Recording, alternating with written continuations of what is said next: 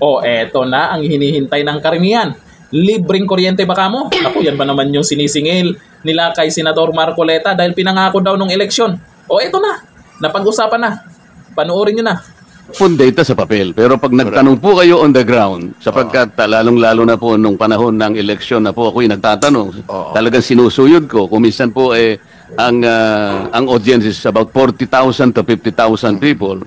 Talaga pong tatanungin ko, sino po ang nakatanggap? Wala pong sumasagot eh. So kailangan pong ma-check. Kaya ko nasabi na mas mabuti pa yata, mas practical, na ibigay na lang natin na parang subsidy sa kanila. Siguradong mapupunta sa kanila, walang corruption, wala pang magpapasikat na politiko na akala mo galing sa kanila. Ang alam ko rin, doon sa Lifeline subsidy, meron tayong pagka below 100 kilowatt hours ang gamit mo. Hindi po, 20 kilowatt hours lang ang nasa Lifeline po. Okay, ulitin ko Hindi lang. po 120. Yeah, ulitin ko lang. Pagka 71 to 100 kilowatt hours, may diskwento ng 20%. Pag 0 to 20 kilowatt hours, 100% libre.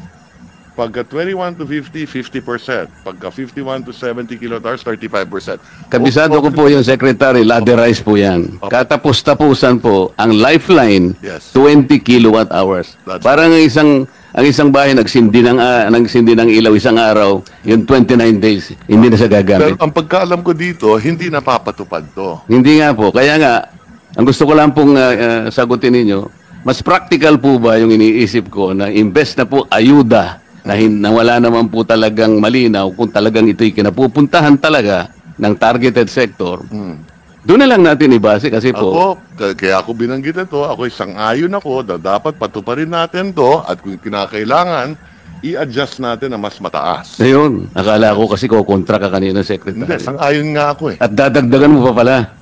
Ayan. At kasi rine-review na rin namin to ngayon. Dahil Salamat po. na hindi napapatupad. Salamat po. Grabe, napakaganda niyan, Senador Marcoleta. Kasi itong tungkol sa kuryente na to, ito yung isa sa ginagawang paninira kay Senador Marcoleta kasi sinabi natin nakaraan at sinabi na rin po ni Atty. Rowena Guanzon itong nakaraan pa na mangyayari ngayon ay maraming maninira dyan kay Senador Marcoleta dahil sa Blue Ribbon Committee sa pagpapaimbestiga niya sa flood control projects. At marami talagang mababanggit na mga kontraktor man o baka sa susunod ay politiko dyan, kaya kailangan nilang siraan itong si Senator Marcoleta. At isa itong tungkol sa kuryente na nasaan na yung libreng kuryente, unahin mo yun Marcoleta, ay hindi naman kaagad-agad yan, pag nanalo, libre kuryente na.